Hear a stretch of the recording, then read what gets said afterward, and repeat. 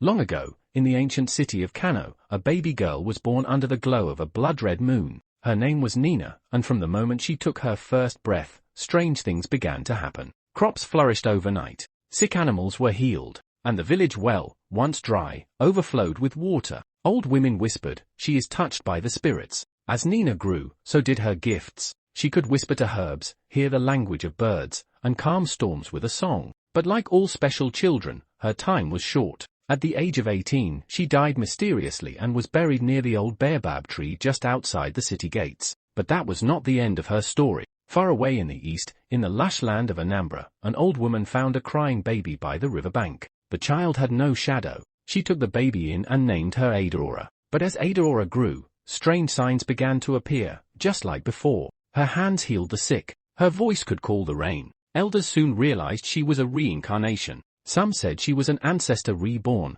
others believed she was a spirit bride. At 16, she walked into the palace of Obadike, the mighty king of Anambra. Without a word, she looked into his eyes and smiled. That night, the king announced he would marry her. Some said she used charms, some said it was fate. Either way, she became queen. But Adaora never aged. While her husband grew old, she remained young, her eyes filled with the memories of a life long gone. Years later, a merchant named Mallam Musa journeyed from Kano to Anambra with camels full of leather, spices, and cloth. While trading in the palace, he saw the queen and gasped, "She looks like Nina, the healer from my land."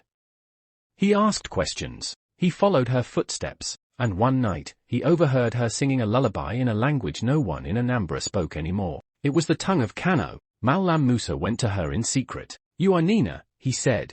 At that moment, something inside Adaora awakened. The memories of her past life rushed in like a flood. She wept. The spirit stirred. The next night, she disappeared from the palace. The king mourned. But Mallam Musa was already traveling back to Kano, with Adaora beside him, cloaked in silence. When they reached the city gates of Kano, she smiled at the old baobab tree where she had once been buried. "I am home," she whispered. Then, as the sun rose, she walked into the forest and vanished. Days later, a new river began to flow from beneath the baobab tree. Clear, sweet, and healing. The people named it Nina's River. Its waters healed sickness. Its flow never ceased, even in drought. And they say, if you go there at night and listen closely, you can hear a woman's voice singing, half in Hausa, half in Igbo, a song that drifts between two worlds. So remember, children, not all who are gone stay gone. Some return in ways you never expect. And some, like Nina, live forever, in stories, in rivers, and in hearts. Good night.